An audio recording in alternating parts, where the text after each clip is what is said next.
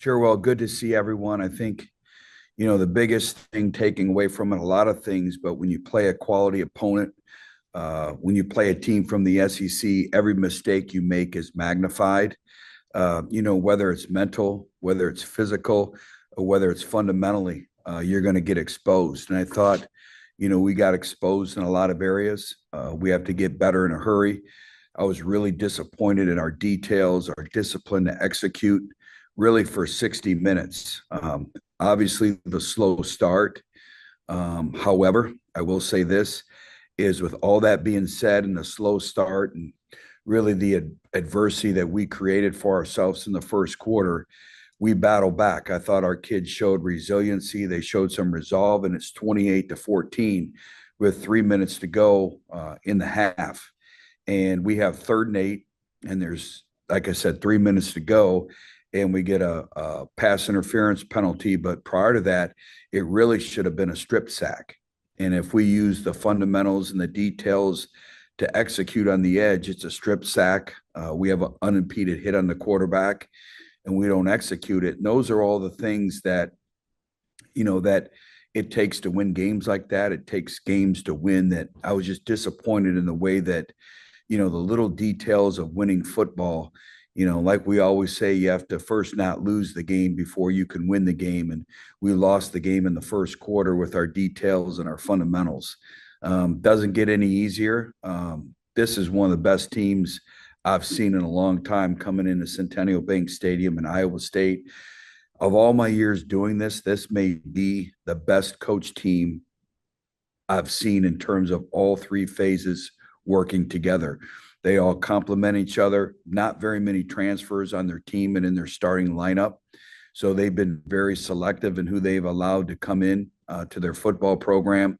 And really, to be honest with you, their style of play, the way they play, their fundamentals, their details, it's a team that we aspire to be. So we have a great challenge ahead of us. A lot of respect for Matt, a lot of respect for what he's built there. You look at everything, I think it's a great illustration in today's world of, can you get that off, please? Of, building a football program from A to Z. And I mean that. I mean, you look at their fan base. We went there last year and, they sell the games out. They're into the game. They all wear red. I mean, that's when we talk about building programs. I think he's built a program there, and that's again what we have strived to, that we strive to be here in terms of the building of our program and just the style of play with which all three phases they play with. We'll open up now for questions. First question will come from Charles McCary. What's going on, Coach? Hey, Charles. Hey, this morning, Arkansas Governor Sarah Huckabee sent a letter out to everybody, to both teams, Arkansas State and Arkansas, about playing the game annually. Can I just get your thoughts on that? Love to. It's a great challenge. I think, we saw, a lot of things.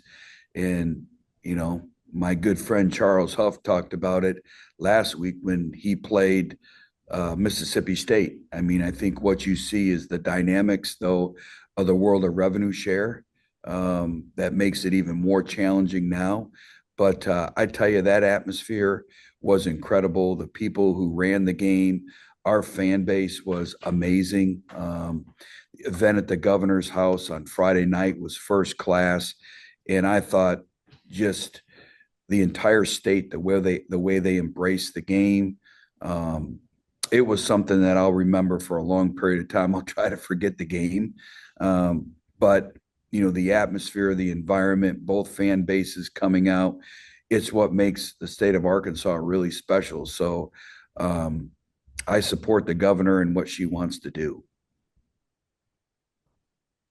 Let's go over to Jeremy Harper.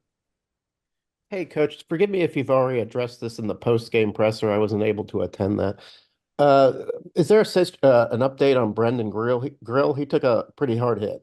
Yeah, he should be fine. He'll be back at practice today.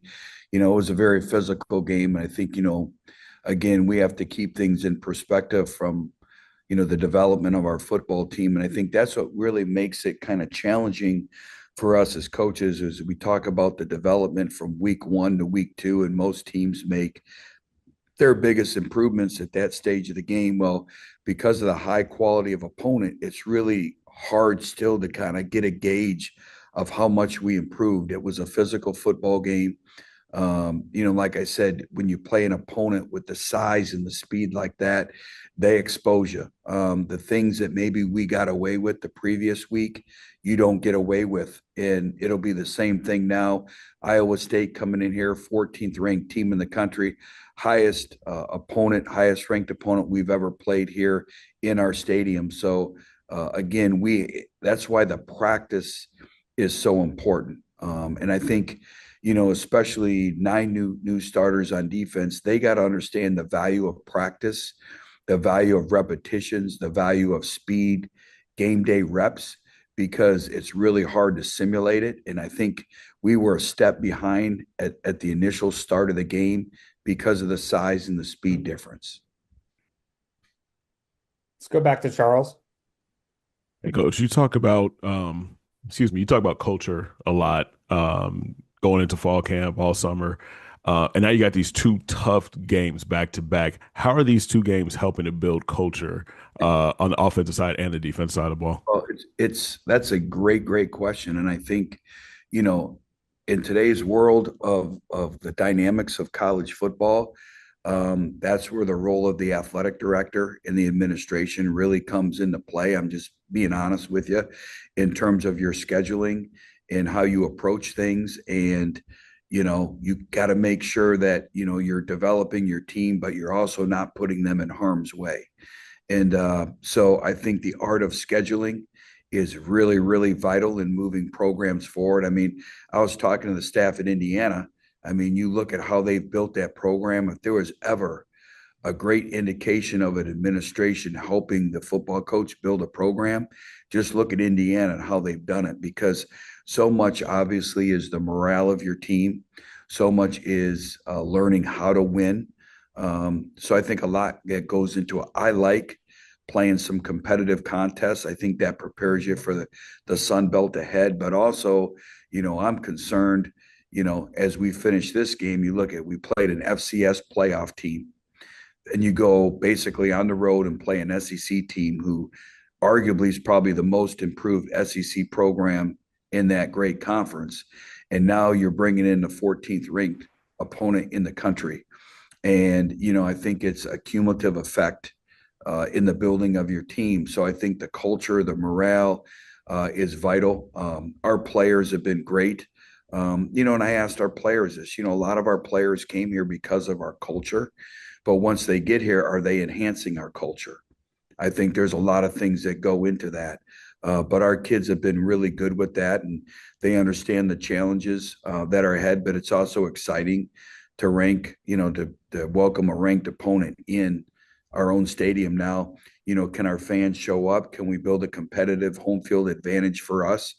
All those things. I saw that last Saturday. I mean, I want to say we had about 18,000 fans in Little Rock, and we could feel their presence, and just very indebted to their showing. It felt, honestly, like I was back at Tennessee for a road game, to be honest with you.